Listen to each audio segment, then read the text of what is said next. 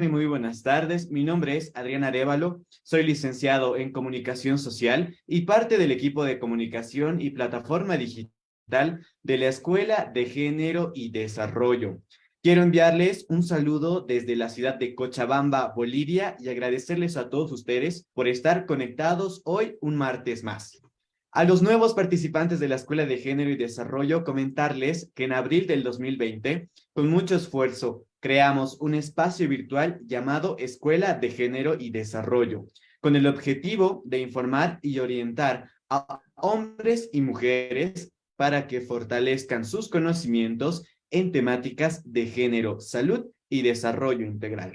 Gracias a muchos profesionales con una destacable trayectoria y amplio sentido de responsabilidad social, fue posible llegar con este espacio virtual a miles de hogares dentro y fuera de Bolivia.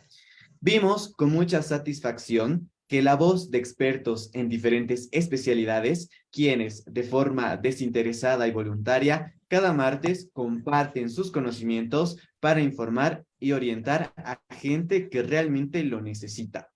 Juntos hemos aprendido en ya 145 talleres con más de 537,000 participantes de diferentes departamentos de nuestro país, como también del extranjero. Muchas gracias por confiar en la Escuela de Género y Desarrollo. Hoy, martes, reafirmamos nuestro compromiso de seguir trabajando con ustedes porque estamos convencidos que con educación, Bolivia puede. Muy buenas tardes a todos, muchas gracias por estar conectados el día de hoy. Lastimosamente, nuestra directora no va a estar con nosotros por motivos de trabajo, pero continuamos aprendiendo mucho más esta tarde-noche. De igual manera, agradecemos a nuestra directora, Daniela Cabrera, por permitir que este espacio sea de aprendizaje y enseñanza. El día de hoy tenemos un nuevo taller como cada martes, pero esta vez tendremos a una expositora internacional de nuestro hermano país, Paraguay, y nos va a estar brindando el taller número 145 de la Escuela de Género y Desarrollo llamado Pie Diabético. De igual manera, antes de comenzar el taller, queremos agradecer a nuestro promotor Samuel Doria Medina, porque gracias a él, la Escuela de Género y Desarrollo llega hasta sus hogares y aprendemos mucho más y le agradecemos de todo corazón a Samuel Doria Medina. Vamos a conocer ahora un poquito más de nuestra expositora, pues hoy nos acompaña un especialista en el área, en este caso es la podóloga Camila Oviedo, pues es egresada de la Facultad de Ciencias Médicas de la Universidad Nacional de Asunción en la primera promoción del año 2018, como también realizó un diplomado en pie diabético el año 2019 en la Facultad de Ciencias Médicas de la Universidad Nacional de Asunción. Por parte de su currículum también fue autora de capítulos de pie diabético en el año 2022, como también es miembro de la Asociación Científica de Podólogos de la Universidad Nacional de Asunción. Con esta bonita introducción, pues vamos a presentar a nuestra expositora el día de hoy, Camila Oviedo, que nos va a acompañar pues desde Paraguay. Queremos mandarle un saludo enorme y poder que se presente y que inicie la exposición. Recuerden que tenemos 45 minutos de exposición aproximadamente, como también 45 minutos aproximadamente de preguntas. Muy bien, no sé si la podóloga está ahí. Camila Oviedo, muy buenas tardes. Muy buenas tardes, ¿cómo están? No sé si se escucha bien. Sí, la escuchamos muy bien, podóloga. Qué bueno, muchísimas gracias por la presentación y agradecer de nuevo por la invitación. Para mí es un honor acompañarlos en este programa tan prestigioso y compartir un poco de mi conocimiento y de cómo nosotros manejamos acá en Paraguay esta dolencia que afecta a gran parte de la población mundial. Em, entonces empecemos con la presentación. Claro que sí, podemos iniciar. Podóloga, todo el taller es de usted, así que cuando usted guste. Genial, voy a compartir la pantalla.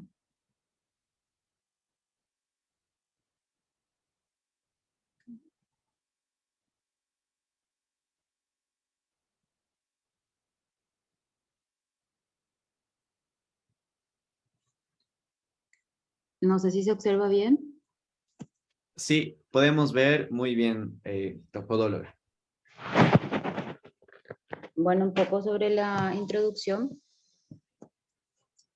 Es conociendo el concepto, la diabetes mellitus es una enfermedad metabólica que se caracteriza por niveles de hiperglicemia mantenidos en forma crónica.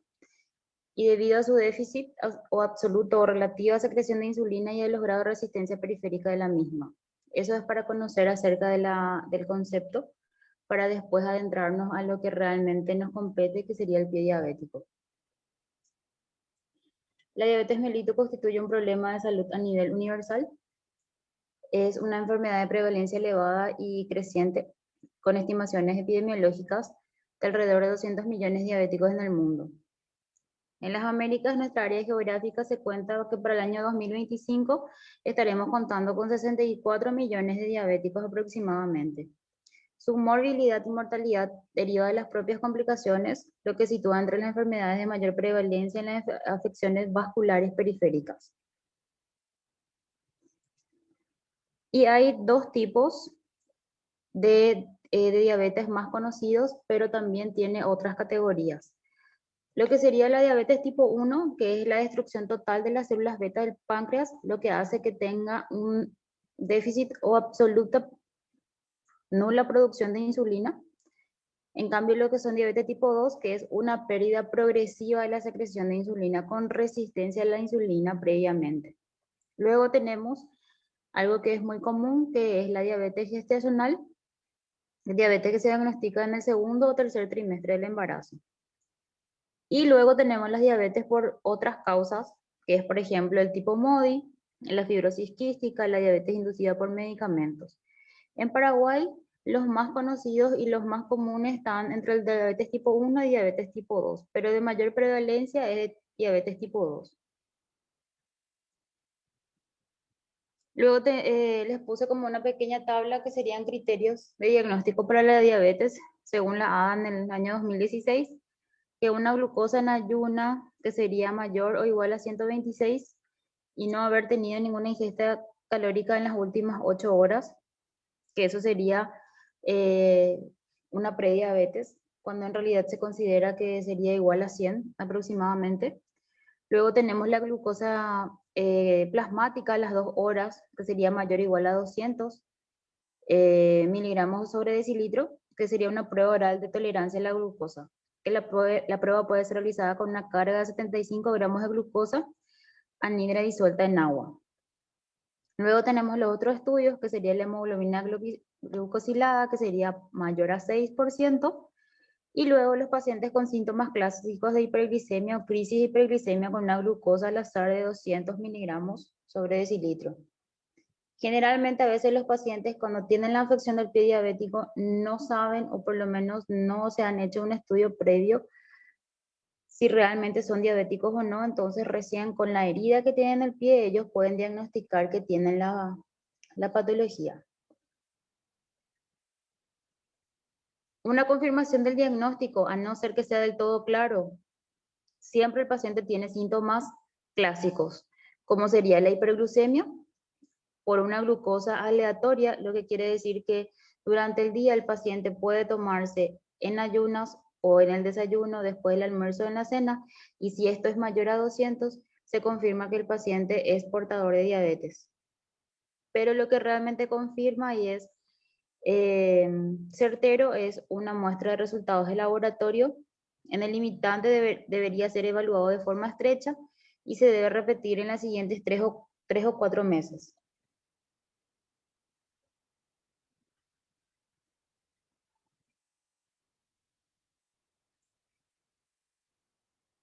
El paciente con riesgo elevado para la diabetes o prediabetes sería en pacientes adultos con un índice de masa corporal mayor a 25 kilogramos o 23 kilogramos. En asiáticos sería 23, mayor a 23 y con factores de riesgo adicionales.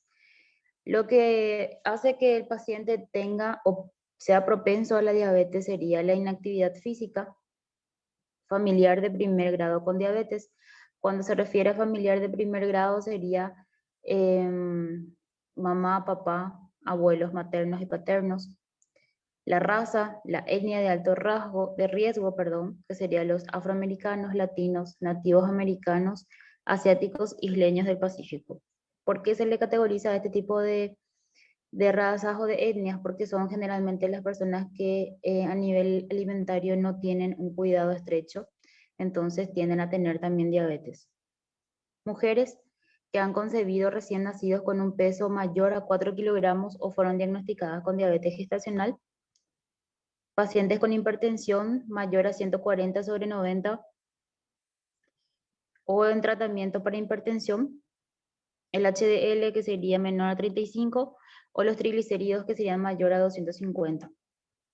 También las mujeres con síndrome de ovario poliquístico a veces presentan primero el ovario poliquístico o son ya mujeres que tienden a desarrollar la resistencia a la insulina. Como otras condiciones también la obesidad, la acantosis nigricans, que las personas con obesidad tienen en el cuello, en las axilas, entre las piernas, en los lugares de los pliegues, generalmente se forman como un collarín negro, que, eso se llama, que a eso es lo que llamamos acantosis nigricans. Y luego tenemos una historia de enfermedad cardiovascular que generalmente se desarrolla con la diabetes o antes de desarrollar la diabetes.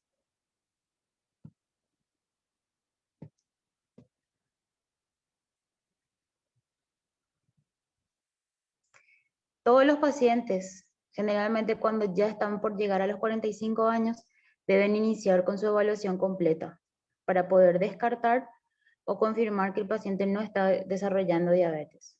Si las pruebas son normales, puede ser reevaluado en menos de cada 3 años. Aquellos pacientes con prediabetes deben ser evaluados cada 1 año.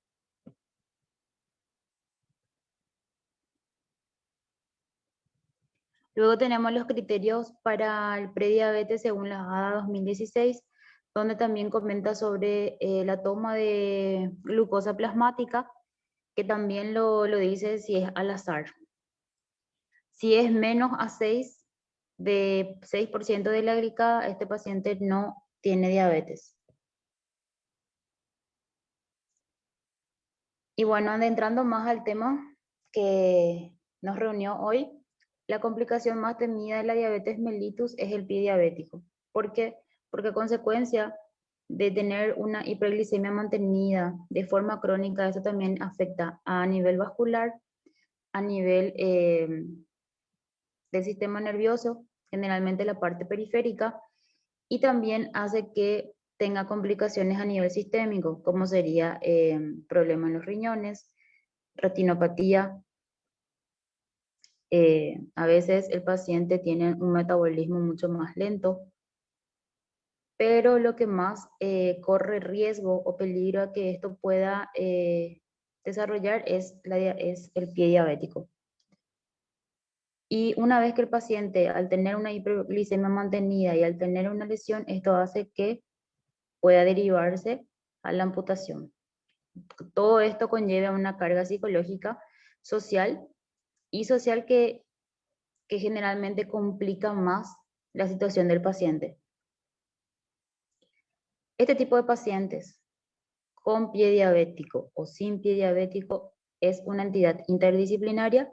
A lo que se refiere es que este tipo de pacientes no lo maneja un solo profesional médico, lo maneja varios y cada uno tiene su función dentro de la escalera médica, como le suelo llamar. Generalmente acá en Paraguay los primeros en detectar este tipo de, de patologías somos nosotros los podólogos, porque hoy en día en Paraguay, como la carrera en sí es nueva, pero ya se está teniendo más conocimiento, todo tipo de lesión que tiene el paciente van a los podólogos y entonces el podólogo debe estar preparado, entrenado y con conocimientos para saber si este paciente o tiene un buen control glucémico o está, en caso de que esté en control, ver cuál es el motivo por el cual este paciente estuvo desarrollando pie diabético y los factores también psicosociales que conllevan al paciente. La atención primaria de salud es el escenario principal para prevenir esta enfermedad y así evitar o reducir y minimizar el daño social, económico y laboral ocasionado por ella. Siempre se dice que la educación es lo que ayuda a que el paciente no llegue a la tan temida enfermedad y posterior a eso la amputación, porque a veces ese paciente está en plena etapa productiva de su vida, estamos hablando entre hasta 40 o 50 años, donde el paciente todavía es proveedor de su familia y a veces el estar en cama o el estar amputado reduce su calidad de vida, hace que su familia sufra problemas problemas en su economía a consecuencia de las medicaciones y a las curaciones que también eso conlleva a su gasto. Entonces siempre se habla y siempre se hace lo que serían las campañas de educación. Bueno, ¿qué es el pie diabético según la OMS? Es una ulceración, una infección y o gangrena al pie que están asociados a una neuropatía diabética y a diferentes grados de enfermedad arterial periférica, siendo el resultado de una interacción de diferentes factores metabólicos inducidos por una hiperglucemia mantenida.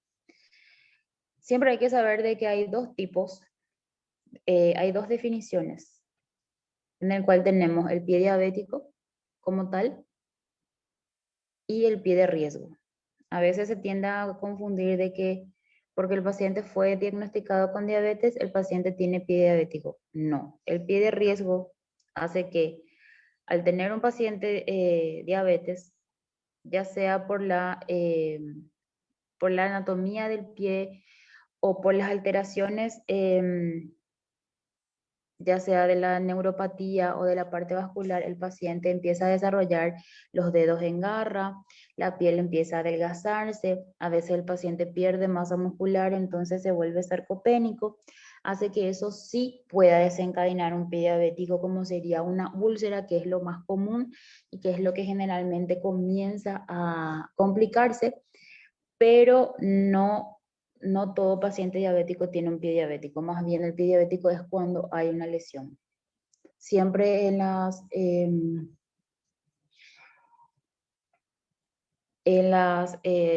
conferencias siempre explico que eso no son lo mismo, o sea, tienen dos conceptos distintos.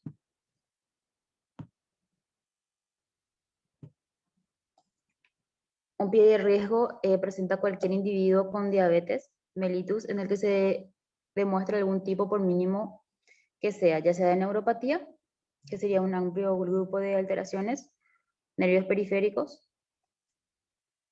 que es la complicación más frecuente de las personas que padecen diabetes. Luego tenemos la artropatía,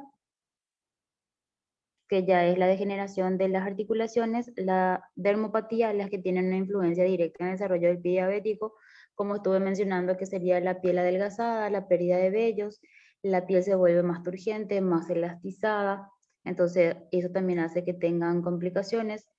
La vasculopatía, que es una enfermedad vascular periférica, que siempre al principio no presenta lesiones tróficas.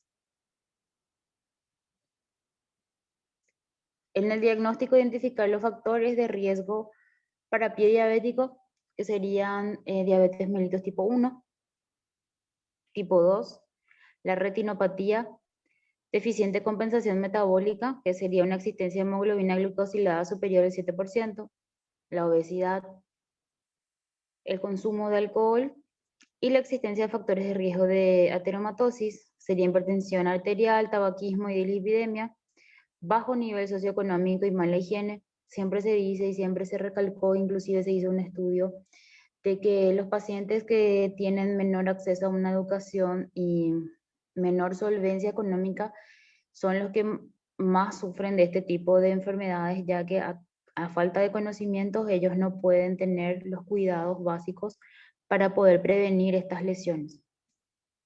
También vemos la educación diabetológica deficiente. A veces los médicos, por la cantidad o el volumen de pacientes que tienen en los hospitales y por el tiempo reducido que le dan, ya sea de 10 o 15 minutos, esto no es suficiente para poder educar, tratar o prevenir este tipo de patologías. Entonces también en gran medida hace que el mismo médico, a consecuencia del tipo de ambiente que maneja, no se le puede dar la información completa al paciente. y luego las lesiones previas que también se han diagnosticado de que un paciente que ya tuvo una lesión previa tiende a volver a tener otra lesión al año o a los 6 meses después de haber cicatrizado la primera herida. Luego tenemos el factor de riesgo mayores, que sería la negación o no aceptación de la enfermedad. A veces el paciente niega o no acepta tener esa enfermedad por la fama que los pacientes o las otras personas le dan a este tipo de patologías. Entonces no quiere ser tratado ni mucho menos atendido. La neuropatía, que es la falta de la sensibilidad a nivel periférico. Luego tenemos la deformidad ósea, que sería por el aumento de la presión plantar.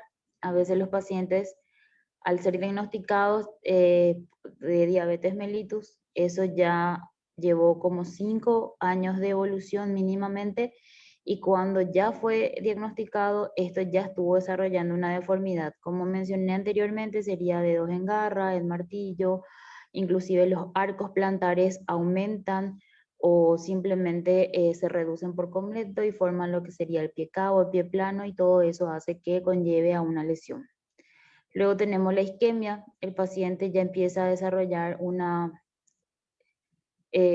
endurecimiento de las arterias de las venas, se vuelven escleróticas, entonces hace que el riego sanguíneo sea mucho más disminuido. Luego tenemos la limitación de la movilidad articular. Generalmente pacientes mayores de edad no tienen la costumbre de tener una cierta movilidad o ejercicio físico diariamente, entonces ya empieza a tener limitaciones. Luego tenemos las alteraciones de la morfología osteoarticular del pie, lo que sería la parte articular, ósea y muscular, que también hace que pueda desencadenar a una lesión, y la dermopatía, que sería la sequedad, la hiperkeratosis en zonas de apoyo, atrofia del tejido celular subcutáneo y alteraciones ungueales. Manifestaciones clínicas en el pie de riesgo, que serían los síntomas neurológicos, que serían las disestesias, parestesias o hiperestesias o anestesias.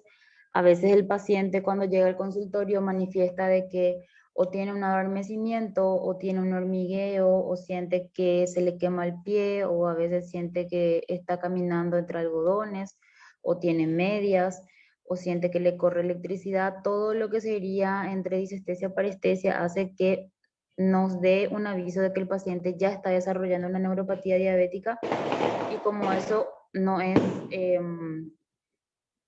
curable, pero sí podemos hacer que el desarrollo no avance, más bien frene en su inicio.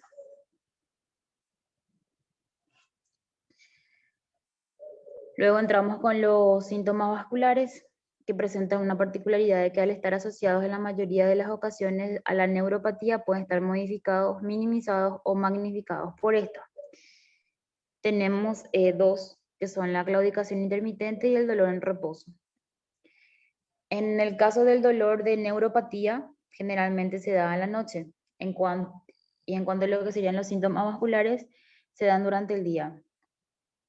Lo que sería la claudicación intermitente se manifiesta por dolor muscular de localización preferentemente en los músculos de la pantorrilla o en la extremidad enferma, y la aparición de más o menos rápida al empezar o andar, y luego tiene una desaparición rápida al pararse en individuos que en reposo no tienen ninguna molestia.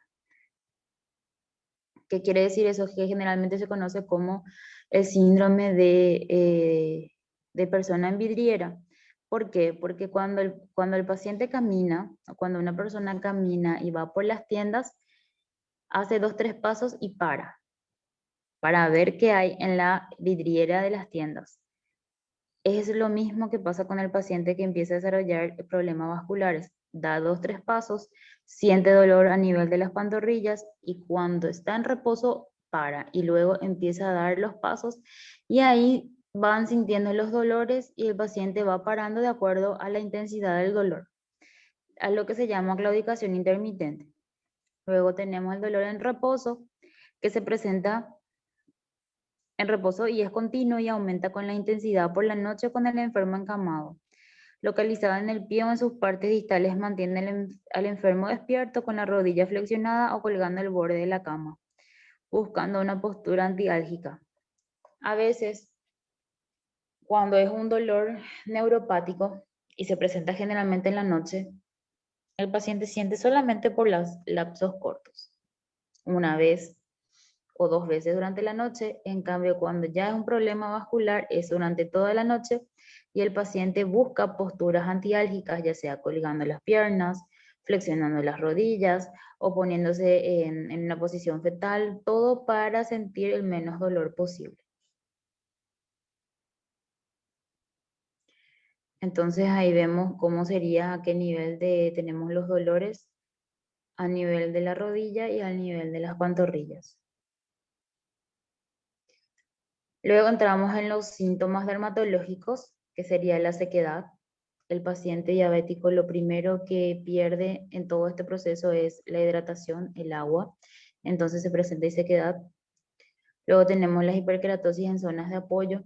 Cuando el paciente empieza a tener una deformidad osteoarticular, lo primero que hace es una hiperpresión y ahí aparece la hiperkeratosis, que también es una forma de defensa.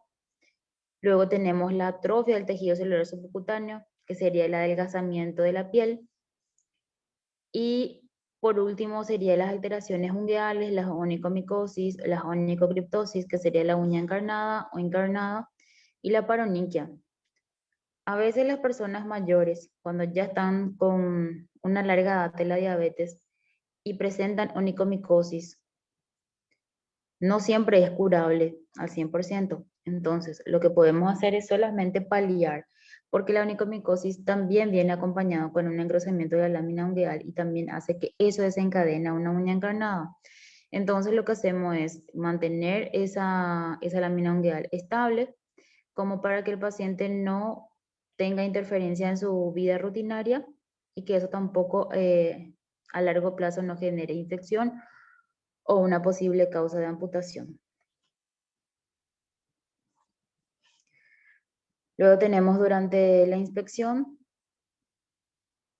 identificar los principales elementos relacionados con el diagnóstico del pie de riesgo, elementos relacionados con la presencia de neuropatía diabética, que serían las deformidades en los pies, trastornos de alineación de los dedos, que sería el albus valgus, varus, dedos en garra, trastornos estructurales, que sería el pie cabo, pie plano, pie pronado y supinado, y una de las tantas también enfermedades neuropáticas del pie de Charcot, que es la neuroartropatía, perdón, que presenta una pérdida de la bóveda plantar, un acortamiento de los ejes antero-posterior del pie, edema importante del mismo y una convexidad medial. Generalmente cuando el paciente ya presenta un pie de Charcot, es ya por tener una hiperglicemia mantenida de forma crónica y no tener tratamiento adecuado. Luego empezamos con las amputaciones menores a consecuencia de una nula atención o una mala atención. Luego tenemos la piel seca, callosas y fisuras y las infecciones en los pies, que es muy común en este tipo de pacientes. Luego tenemos los síntomas relacionados con la presencia de vasculopatía, que serían los cambios de coloración. El pie del paciente está pálido, está cianótico y tiene una rubicundez que hace que la piel del paciente parezca que está estirada, brillante, como tiene como una especie de turgencia. Y también la baja temperatura. Cuando nosotros vamos a inspeccionar al paciente, se toma la temperatura con el dorso de la mano, ya que la palma es más caliente que el dorso, entonces con ambas manos comparamos la temperatura y vemos qué miembro está más frío o tiene una baja temperatura en comparación a la otra.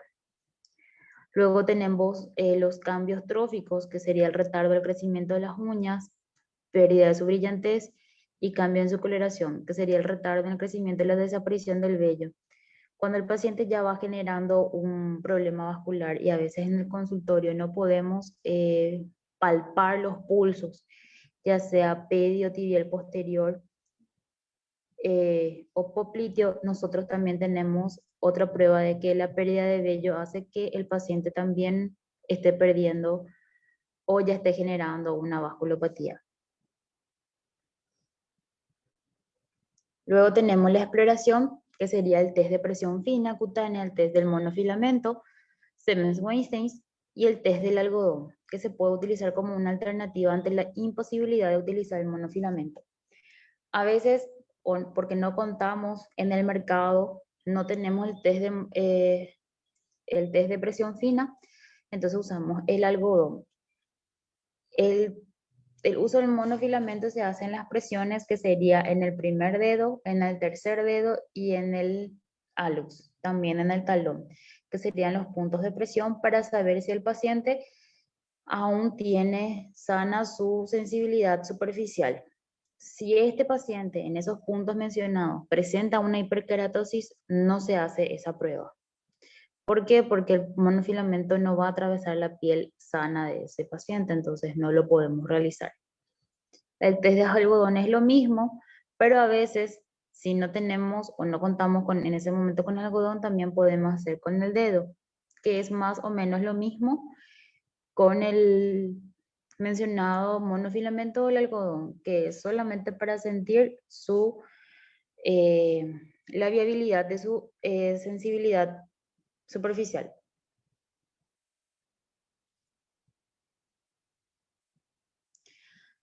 Luego tenemos la sensibilidad vibratoria, que se utiliza un diapasón, generalmente se utiliza de 128 Hz, que existen aparatos eléctricos también, que serían los biotensiómetros, que permiten valorar la percepción de la sensibilidad vibratoria entre 0 y 50 voltios. Generalmente este tipo de diapasones se coloca en las zonas de prominencias óseas. Esto también sería como una prueba de sensibilidad profunda, donde al golpear las orejitas del diapasón emiten una vibración que hace que al tocar una presión ósea eso envíe señales para que el paciente pueda sentir. Esto se hace, como les mencioné, en lugares de prominencias óseas, a veces en la zona del hallux, inclusive el paciente, como ya también algunos generan artropatía, también los dedos en garra, en las falanges mediales o distales. Entonces en esos lugares nosotros podemos colocar. También en la zona del tobillo. Luego tenemos el estudio de la fuerza muscular, que sería el despliegue de los dedos, maniobra del abanico, o sea, hacer que el paciente abra en forma de abanico los dedos para saber qué tanta fuerza muscular tiene todavía. La extensión del dedo grueso, o sea, del hallux, la fuerza muscular de los dedos de los pies y la dorsiflexión del tobillo. Luego tenemos la exploración de los reflejos ostentinosos o profundos, que sería el reflejo rotuliano patelar, el reflejo bicipital, el reflejo tricipital y el reflejo aquileo. Todo esto se realiza en consultorio y con una camilla nosotros le acostamos al paciente y realizamos todo este tipo de maniobras. Luego tenemos el test de Kelikian, que se realiza una presión a nivel plantar de las cabezas metatarsales de forma que produzca un descenso y dorsiflexión de las falanges. Esto es para saber también qué tan flexibles se encuentran las articulaciones. Entonces, si no responde, indica una artropatía. Luego tenemos una exploración de los pulsos arteriales en los miembros inferiores, que eso es lo primero que se realiza una vez que el paciente entra al consultorio. Siempre menciono de que todo paciente que entra al consultorio es un paciente altamente diabético con riesgos, inclusive descompensado. Es una manera en la cual yo utilizo mi forma personal en el consultorio, porque de esta forma nosotros podemos tener una mejor preparación o un mejor manejo del paciente en caso de que realmente llegue en esas condiciones, porque a veces el solo hecho de ver que camina el paciente o tenga o parezca estar en buenas condiciones no significa que el paciente esté controlado con su glicemia. Luego tenemos la ocultación de la arteria femoral común y de la aorta abdominal, que esto generalmente la parte médica es lo que se encarga de hacerlo. La exploración de la temperatura en la cara dorsal y plantar de los pies, como estuve mencionando anteriormente, siempre con la parte dorsal de las manos, en ambos pies para poder diagnosticar si tienen la misma temperatura o hay una diferencia entre ambos. Luego tenemos las pruebas clínicas, sería la isquemia plantar en caso de presentar de que el paciente esté frío, cianótico, prueba de la palidez rubor o prueba de los cambios posturales del color y la prueba del tiempo de relleno venoso. A veces nosotros podemos hacer apretar el hallux del paciente y ver qué tan rápido puede llenarse capilarmente. Si este se tarda 2 o 3 segundos, el paciente está desarrollando una vasculopatía. Cuando nosotros presionamos el dedo del paciente, eso al soltar inmediatamente tiene que tener un relleno venoso y no puede tardar segundos, ni mucho menos minutos. Y luego tenemos los estudios electrofisiológicos de la velocidad de conducción, que serían todo tipo de pruebas auxiliares, de tomografía, resonancia y demás. Luego tenemos la exploración radiológica del pie, que en ausencia de manifestaciones clínicas debe proceder a una exploración radiológica del pie mediante proyecciones anteroposterior y oblicuas. También es útil en la búsqueda de las calcificaciones vasculares relacionadas con la macroangiopatía o diabética. A veces o no se cuenta en el hospital con estudios mucho más complejos o el paciente no tiene la capacidad de poder pagar esos estudios más complejos, generalmente con una radiografía, sabiendo bien de todas, vamos a decir, de la estructura normal del pie, nosotros podemos diagnosticar también muchos procesos infecciosos o patológicos, como sería una calcificación, se puede ver el recorrido de las arterias, también se puede diagnosticar la presencia de gases por la opacidad que tiene la radiografía, también alteraciones, formas, todo eso también se puede hacer con una radiografía. Y luego tenemos el podoscopio, que es un instrumento muy sencillo que se utiliza para observar las zonas de apoyo en la planta del pie o en posición de bipedestación. Esto es explicando cómo se utiliza el podoscopio, pero en resumidas cuentas es ver dónde hace más apoyo, ver si el paciente está desarrollando o un pie cabo o un pie plano y de acuerdo a ese estudio o a ese resultado nosotros derivamos al paciente para que luego se realicen unas plantillas para poder compensar, perdón, las presiones del pie. Luego tenemos la exploración hemodinámica para el pie de riesgo, la vasculopatía, que en ausencia de sintomatología clínica y con positividad de pulsos, desde el momento mismo establece el diagnóstico de diabetes mellitus como estudio basal o de referencia. A veces, si nosotros sabemos que nuestro paciente ya desarrolló diabetes, pero tiene buena temperatura, tiene vellos en los pies, tiene pulsos, no es necesario hacerle un estudio de Doppler ni de otro tipo de estudio de auxilio, ya que todo eso nos corrobora y nos confirma que el paciente sí tiene un buen recorrido de la zona vascular. Por eso debemos indicarle a nuestro paciente que cada 3 meses o 6 meses vuelva a la consulta para poder corroborar siempre si eso sigue viable o no.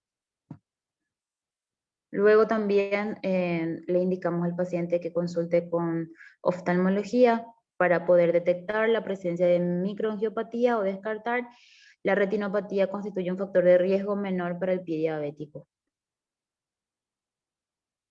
Los exámenes de laboratorio, como estuvimos mencionando, sería lo que sería glicemia, hemoglobina glicosilada y un lipidograma completo. Se han propuesto una gran variedad de clasificaciones para el pie diabético, tanto fisiopatológicas como clínicas. Una clasificación, como por ejemplo el MATCUT, es un pie diabético neuroinfeccioso, que hay una lesión inicial del tipo mal perforante plantar, existe el absceso, flemón difuso o una asociación de estos. Luego tenemos el pie diabético isquémico, que la lesión inicial es de un tipo de úlcera o gangrena isquémica con independencia de que exista o no la infección sobreañadida. Y luego tenemos el pie diabético isquémico infectado, que se había incluido como una tercera variante, pero estudios más recientes han demostrado que el comportamiento y pronóstico de este grupo son similares a los de los pacientes con un pie diabético isquémico. Se utiliza actualmente para una rápida identificación de la asociación isquemia-infección. Hoy en día se manejan muchísimas clasificaciones para poder categorizar al pie diabético. El que más conocimientos uno tenga y lo que más conozca es igual válido porque todos tienen una misma misión y un mismo objetivo, que es clasificar al pie diabético, tratarlo o en todo caso derivar para tener una rápida atención y que posteriormente eso no desencadena una amputación. Pero todos, como siempre digo, todos llevan al mismo objetivo. Una de las que más utilizamos acá en Paraguay es la clasificación de Wagner, que se clasifica del 1 al 5. A veces esto se modifica, pero empezamos con el grado 0, que se trata del pie de riesgo. Luego tenemos el grado 1, que sería una úlcera superficial, que no afecta al tejido celular subcutáneo. Luego tenemos el grado 2, que es una úlcera profunda, que ahí ya tenemos tendón o hueso expuesto, pero con ausencia de osteomielitis y abscesos. Tenemos el grado 3, que también es una úlcera profunda, ya complicada, y con presencia de osteomielitis, abscesos, entre otros. El grado 4 ya es una gangrena necrotizante limitada, digital, antepie talón, y el grado 5, que es una gangrena extensa.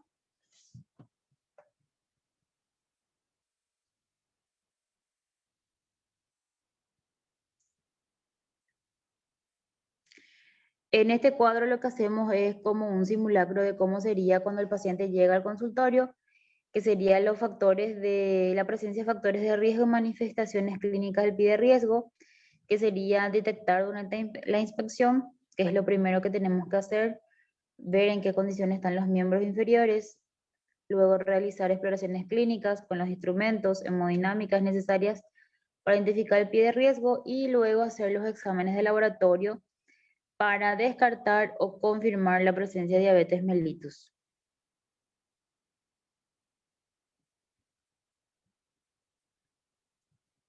Y eso es todo. Muchísimas gracias por la atención y ahora estoy abierta a las preguntas. Si alguien tiene preguntas, dudas, consultas o sugerencias.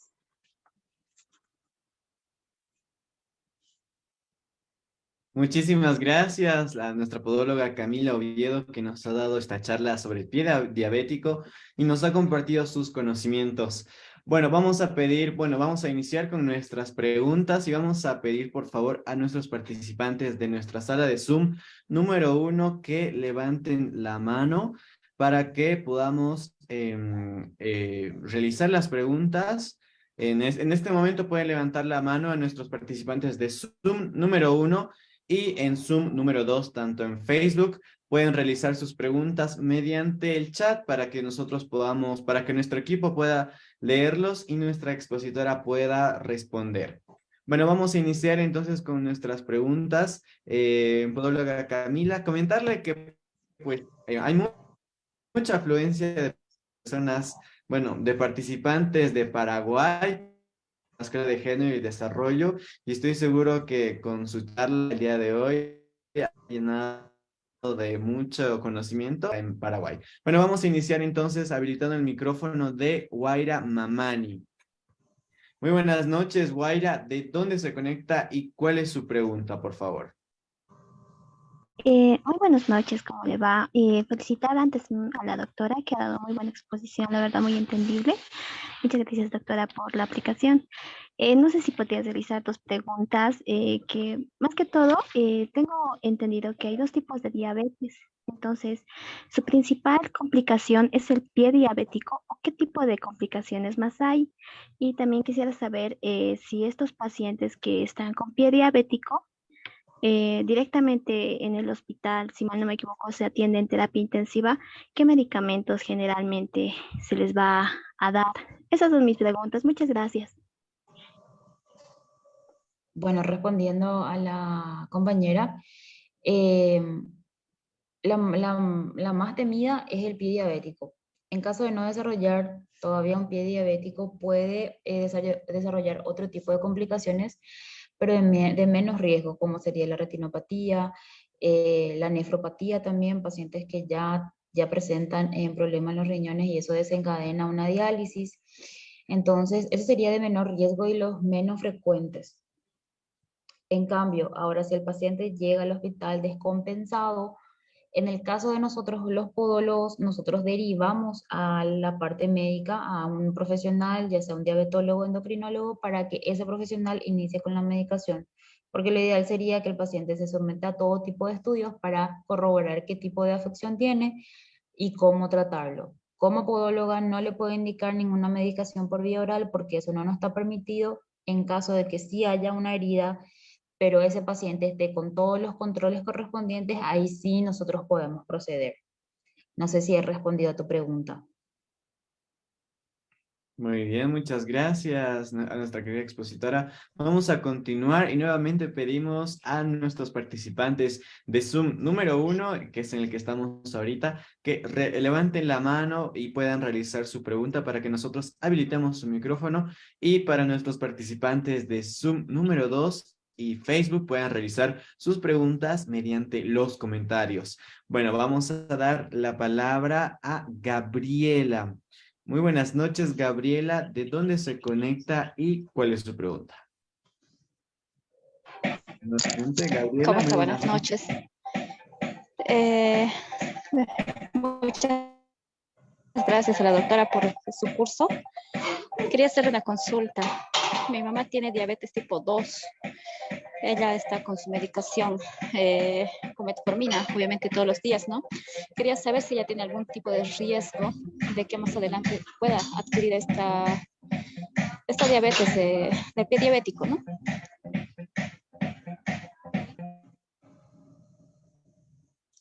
En caso de que el paciente empiece a tener como ciertas deformidades óseas o empiece a tener un adelgazamiento del pie o vos veas que ya tiene zonas callosas, eso sería un pie de riesgo y lo ideal sería que lo puedas derivar a un podólogo inicialmente y luego consultar con su médico tratante. Muy bien, muchas gracias a nuestra expositora Camila. Vamos a continuar y habilitamos el micrófono de Francisco Flores. Muy buenas noches, Francisco. ¿Cuál es su pregunta y de dónde se conecta? ¿Cómo está? Muy buenas noches. Una consulta. Te hablo de Tarija. ¿Existe algún medicamento en Paraguay o en otros lugares que estén usando para prevenir el pie diabético? Prevenir como tal, no. O sea, a lo que más se utiliza, por ejemplo, en lo que sería la parte vascular y en lo que sería la parte de neuropatías, se utiliza la pregabalina.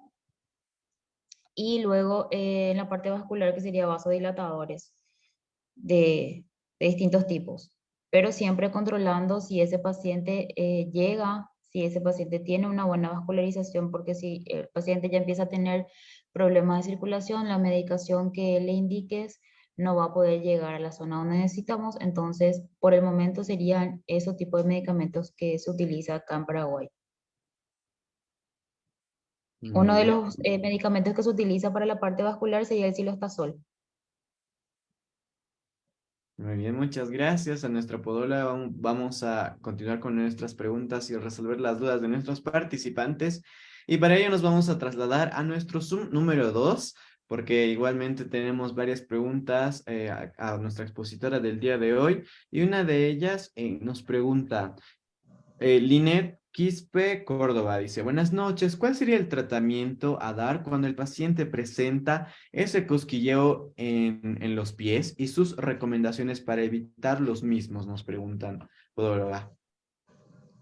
En el caso que el paciente presente cosquilleos, lo ideal sería derivar a un neurólogo para que se le pueda hacer la medicación correspondiente y evitar eso sería un buen control glucémico, una buena alimentación y ejercicios diarios, mínimo 30 minutos al día. Muy bien. Vamos a continuar permaneciendo en nuestro Zoom número 2 y leemos la pregunta de Deliflor Menacho Méndez. Nos pregunta, ¿hay tratamientos que sería para los pies diabéticos, doctora? Hay tratamientos tanto sistémicos y también locales. Acá en Paraguay se maneja la teoría de la curación avanzada, Para eso utilizamos varios productos, también incluso en simultáneo, analizamos qué es lo que queremos lograr en esa herida, si lo que queremos es aportar hidratación o equilibrar también la humedad de esa herida, y posterior a eso lo manejamos, pero siempre de forma multidisciplinaria. Muy bien, ahora vamos a trasladarnos a nuestro Zoom número 1, vamos a habilitar los micrófonos y en esta oportunidad habilitamos el micrófono de la licenciada Laura Rocío. Muy buenas noches, licenciada Laura, ¿de dónde se conecta y cuál es su pregunta, por favor? ¿Qué tal? Buenas noches. Desde Paraguay estoy conectada. Mi pregunta sería, uno teniendo la diabetes, ¿tiende a desarrollar el pie diabético o puede evitarse de acuerdo a los cuidados? Esa sería mi pregunta.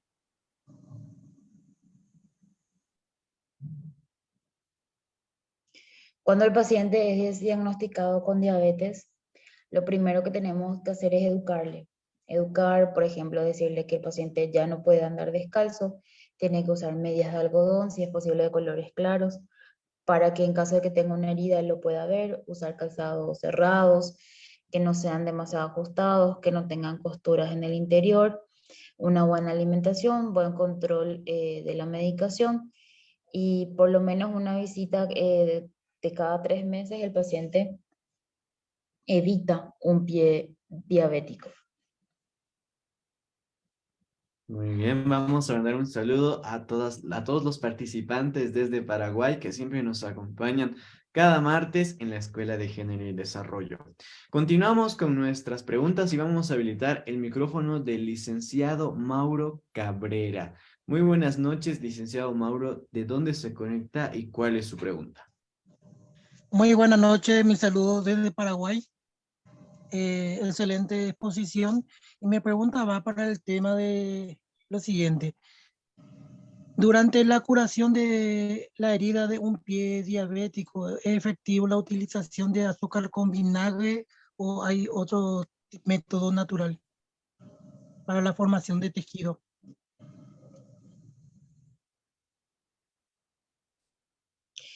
En mi caso, por ejemplo, los productos naturales o de origen natural no se utiliza porque nosotros no podemos diagnosticar qué tan estériles están esos productos. Entonces, lo que generalmente se utiliza son suero fisiológico, pomadas que ya tienen un antibiótico o inclusive lidocaína para el dolor y comprensas totalmente estériles. Pero para la preparación del leche de la herida no se utiliza medicamentos de origen natural.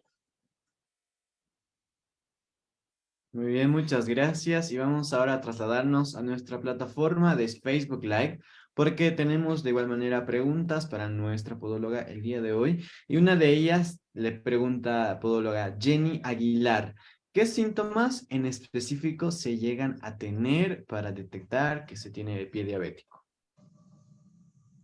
Una de ellas que puede desencadenar un pie diabético es el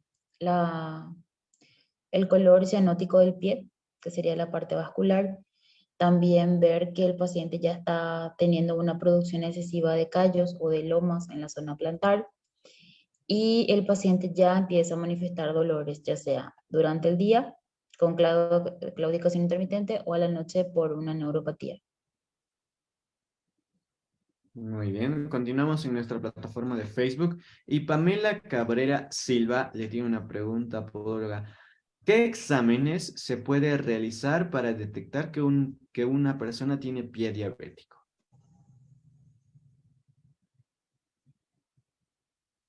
Un estudio como tal para prevenir no hay, pero sí, por ejemplo, hay factores que te pueden indicando que puede desarrollar o que ya está en vías de desarrollar un pie diabético, sería las lesiones ya sea con pequeños hematomas, ampollas que el paciente se realiza, ya sea por el calzado, por algún golpe que tuvo, o más bien por la deformación osteoarticular.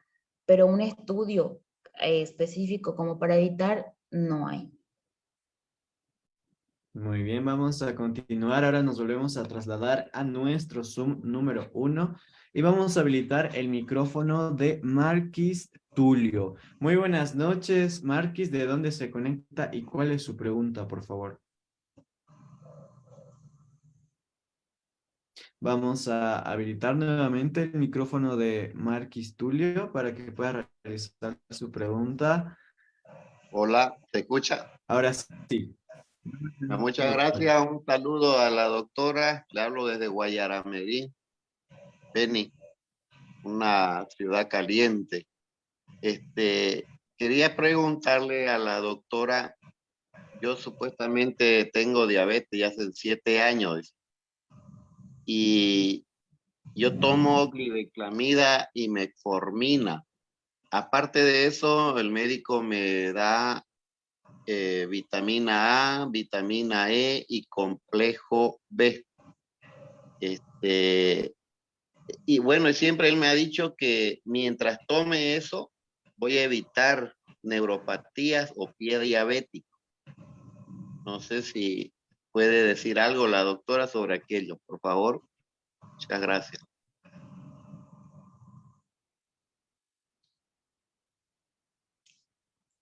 Todas las vitaminas que uno puede consumir, sí, claro que va a evitar un pie diabético, pero eso también tiene que ir acompañado con una buena alimentación, con ejercicios diarios, el cuidado de los pies, que sería revisarse todos los días si no tiene una lesión, sacudir el zapato, porque a veces en el zapato se puede acumular piedras o lo que sea, y cuando uno se calza y empieza a caminar, empieza a formarse ampollas o magulladuras, y eso no se puede sentir. Entonces de ahí se provienen las lesiones y de ahí viene lo que sería el pie diabético. Lo que sería, en el caso de usted, sería un cuidado diario, calzados cerrados, sin costura, que sean los más cómodos posibles, ni muy ajustados ni muy flojos, y control con su médico cada tanto y una buena alimentación. Muchísimas gracias. Saludo a a todos los participantes que se conectan desde Beni. Por supuesto, siempre están en nuestros talleres todos los martes. Y vamos a permanecer nuevamente en nuestro Zoom número 1 y vamos a habilitar el micrófono de José Ángel Martínez. Muy buenas noches, José Ángel. ¿De dónde se conecta? ¿Cuál es su pregunta, por favor? Hola, buenas noches. Le habla José Martínez de Panamá. Saludos a todos. Saludos, doctora.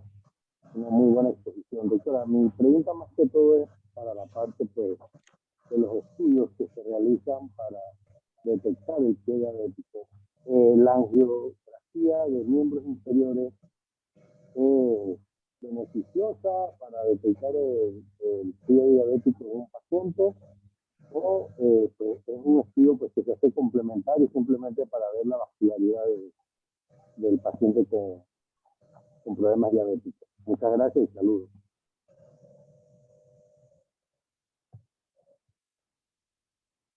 Cuando el paciente es diagnosticado y queremos preservar todo lo que sería la parte vascular y neuropática, o sea, todo lo que sería la parte del sistema nervioso, sí podemos indicarle estudios complementarios, ¿verdad? En lo que sería la parte vascular y ver si realmente está viable ese miembro, si sigue corriendo sangre o en caso de que el paciente ya esté generando como engrosamiento de las arterias. Todo lo que se pueda utilizar para prevenir, pero eso no significa que el hacer ese estudio va a diagnosticar, más bien ver en qué condiciones está en ese momento y hacerle unos controles trimestrales al paciente.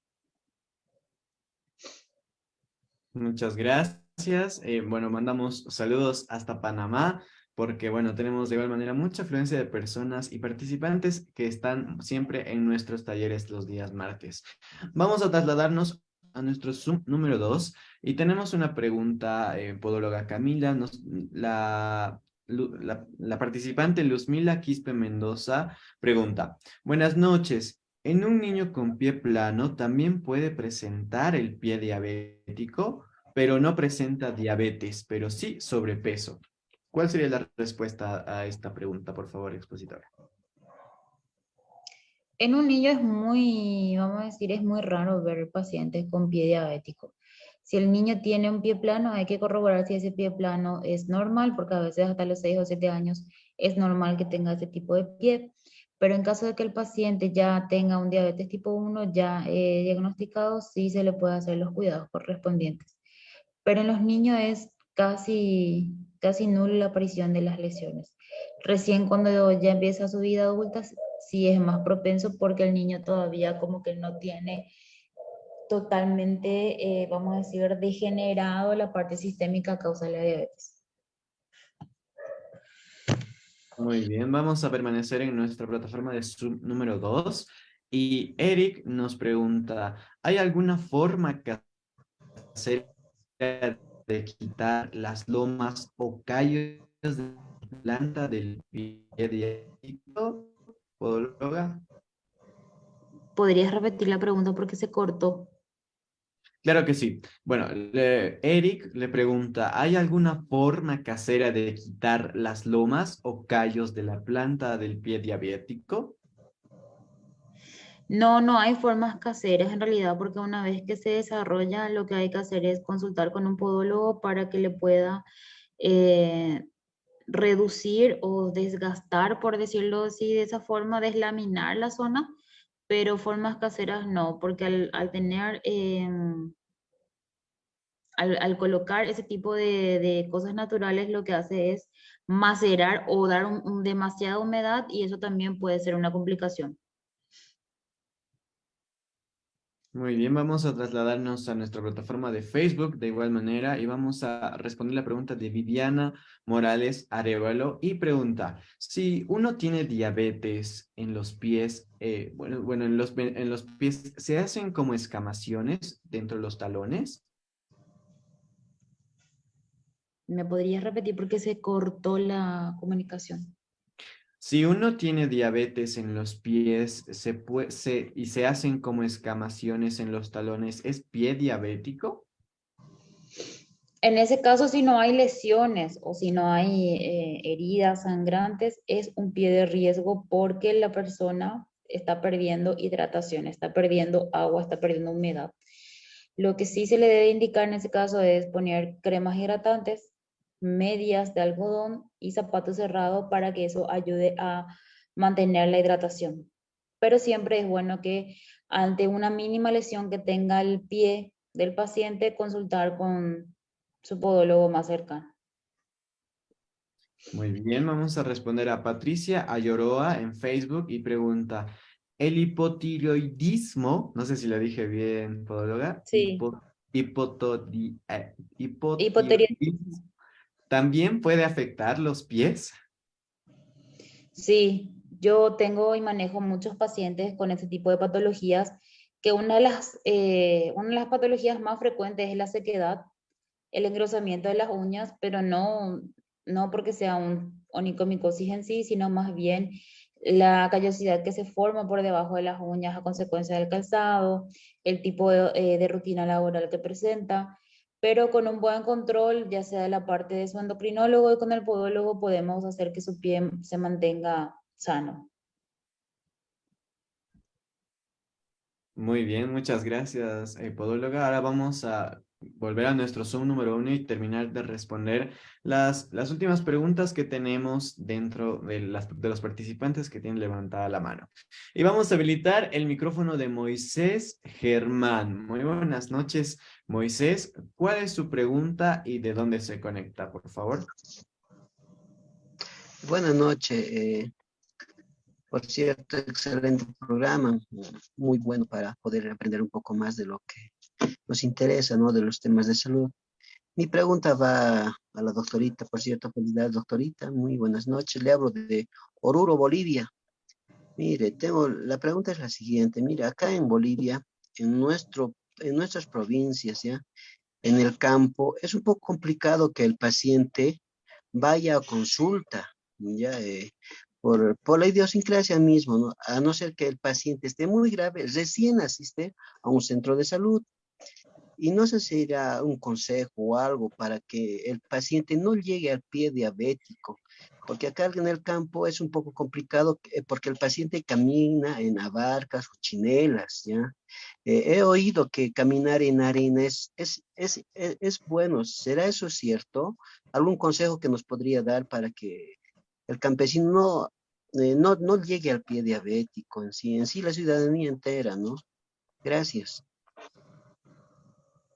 Muy buenas noches, es un placer, muchas gracias. Y bueno, ese mismo problema también lo tenemos acá en Paraguay, incluso no demasiado en las zonas rurales, sino más bien también en la zona urbana. Y generalmente lo que se le indica a estos pacientes es siempre usar calzados cerrados, con medias, revisarse todos los días su pie y en caso de tener una mínima lesión, llevar o irse al centro de salud más cercano de su pueblo y poder hacer todo tipo de tratamientos y seguir con las indicaciones del médico como siempre yo digo, tomarle por el lado psicológico y decirle, mira, si esto no te cuidas, si esto no te tratas, esto puede ser mucho más complicado, puedes sufrir una amputación y eso hace que su vida se reduzca de lo que viviría en 20 años, lo está reduciendo en 5, y si aún es una persona que está en edad productiva de su vida, desarrollándose y siendo proveedor de su familia, que su familia se vería seriamente afectado por su condición si es que él no toma los recaudos precisos. Muy bien, muchas gracias. De igual manera mandamos un saludo a todos los participantes de Oruro que se conectan con nosotros y saben que la Escuela de Género y Desarrollo está para atenderlos a todos ustedes. Vamos a continuar y vamos a responder la pregunta y habilitar el micrófono de Julio. Muy buenas noches, Julio. ¿De dónde se conecta y cuál es su pregunta, por favor? Vamos a habilitar nuevamente el micrófono de Julio, por favor. Vamos a habilitarlo nuevamente. Bueno, vamos a pasar rápidamente para que podamos responder las últimas preguntas. Muy buenas Julio, noches. ahora sí, Julio, muy buenas noches. ¿De Muy dónde se buenas conecta? noches. ¿Cuál es su pregunta, por favor? Ok. Muy buenas noches. Me conecto desde Santa Cruz de la Sierra. Mi pregunta sería, ¿no? Acá en el departamento de Santa Cruz, en general, ¿no? En Bolivia, es muy recomendable, se cura con miel de abeja. Y esa sería mi pregunta, ¿no? Si en Paraguay se utiliza o la doctora lo recomienda curar con miel de abeja, ¿no? ¿Y cuál sería la curación correcta, ¿no? Que ella recomendaría para un pie diabético, digamos, grado 3, por decir, ¿no? Uno que está un poquito más grave. Ese sería.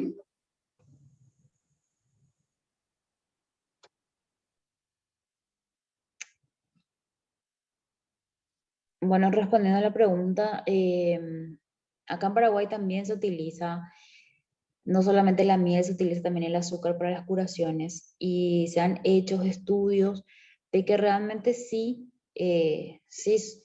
sirven, ¿verdad? Pero siempre se tiene que manejar otro tipo de conceptos o combinado con otro tipo de medicación, más lo que sería en la parte sistémica.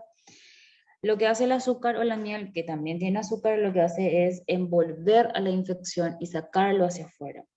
Y yo siempre digo al paciente, en caso de que tenga una lesión y en ese momento no pueda ir a un hospital cercano, es lavarse bien con agua y jabón neutro, secar a toques la herida y vendarlo, para que después al día siguiente o apenas consiga un lugar pueda tratarse médicamente. Muy bien, muchas gracias. Entonces vamos a responder nuestras últimas 3 preguntas y habilitamos el micrófono de Apasa Torres. Muy buenas noches. ¿De dónde se conecta y cuál es su pregunta, por favor? Muy buenas noches, doctora, a los presentes de la misma manera, buenas noches. Doctora, primeramente agradecerle por la brillante exposición. Mi pregunta va en el siguiente sentido, para prevenir, evitar o por lo menos reducir el impacto de la diabetes, ¿qué es lo que se debe y no se debe comer y en qué cantidad? Esa sería mi pregunta, doctora. Gracias. Generalmente cuando el paciente empieza a desarrollar diabetes, lo primero que hacemos, como dije desde un principio, es manejarlo de una forma interdisciplinaria. Siempre suelo derivar al nutricionista, Porque si bien es cierto, yo como podóloga sí puedo manejar conceptos básicos de cuidados, de alimentación y demás, pero en cuanto a las cantidades siempre derivo a un nutricionista, porque ellos van a tener la información precisa y ajustada para cada tipo de paciente, porque no todos tienen el mismo tipo de cantidad calórica, ni mucho menos cantidades exactas, porque cada paciente puede dedicarse a rubros distintos, actividades distintas. Entonces, lo ideal sería comer sano, en porciones racionales y repartidas durante todo el día. Generalmente esa es mi indicación. Muy bien, muchas gracias, podóloga. Vamos a continuar entonces y habilitamos el micrófono de Clementina Jiménez. Muy buenas noches, Clementina. ¿Y cuál es su pregunta, por favor? Nuevamente. Hola, buenas noches, ¿qué tal? Saludo desde Paraguay. Muy linda la exposición de la doctora. Mi pregunta sería si se puede tomar medicamento como método de prevención la diabetes y si es que se usa no va a tener consecuencias a lo largo. Si una persona consume medicamentos si no tiene diabetes. Esa es mi pregunta. Muchas gracias.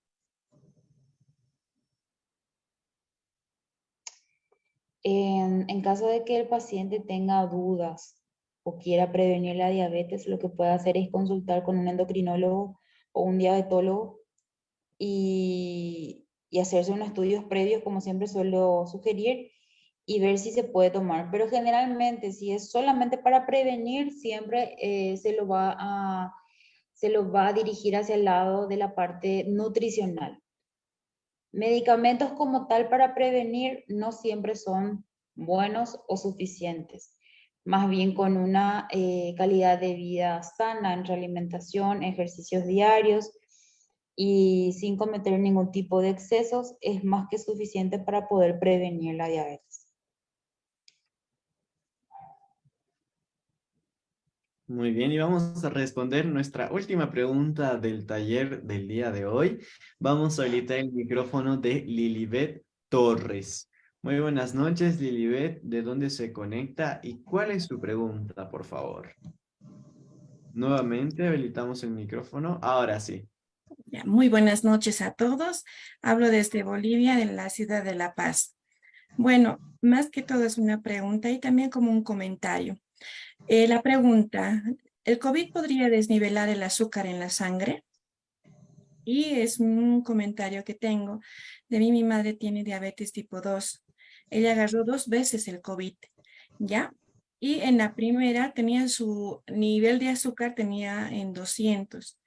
Después, cuando le agarró el azúcar, perdón, el COVID por segunda vez, lo bajó a 150 y de ahí ya no subió ni bajó, lo mantuvo. ¿Podría suceder esto también en caso del COVID? Gracias y tengan buenas noches. Cuando fue la época del COVID, muchas pacientes, o muchos pacientes en este caso, han manifestado la patología como algo que debería de haberse manifestado en 10 o 15 años, ya porque ya tenía esa prevalencia o esa condición como tal. Pero sí, a causa del COVID, inclusive hubo muchísimas más complicaciones. El COVID solo no fue el problema, más bien las enfermedades que uno tiene de base hizo a que todo eso desencadenara. Y con medicación a veces era de forma paliativa, pero no curativa. Muy bien, bueno, con esto culminamos a nuestras preguntas y bueno, respuestas de nuestra expositora del día de hoy. Nos estuvo acompañando la podóloga Camila Oviedo. Bueno, por favor, podóloga, le pido que encienda su cámara para que pues pueda darnos sus últimas recomendaciones y ya podamos concluir con nuestra bonita exposición del día de hoy y el taller. Bueno, antes que nada agradecer a la Escuela de Género y Desarrollo por la invitación. Me siento muy honrada y decirle a todos los participantes también muchísimas gracias, gracias por las preguntas y que cualquier cosa, consulta, duda o sugerencia, estoy a las órdenes. Y bueno, una de las indicaciones que siempre suelo dar a mis pacientes es que siempre cuídense, vayan a sus controles, utilicen calzados cerrados, con medias, y que ante una mínima lesión o sospecha en su pie, vayan al médico, vayan a cualquier centro de salud, y una vida saludable, equilibrada, hará que eh, no desarrollemos tan tempranamente, o por lo menos si desarrollamos la diabetes, que no sea de una forma apenada. Hay mucha gente que teniendo inclusive diabetes durante 20 o 30 años de su vida, puede tener una vida normal. Solo se basa en el cuidado diario y en la educación por sobre todo. Ahora que tenemos internet a mano, podemos ver cuáles son las formas de cuidado, lo básico, y ante la primera alerta o sospecha, consultar a su médico más cercano y a su podólogo más cercano también.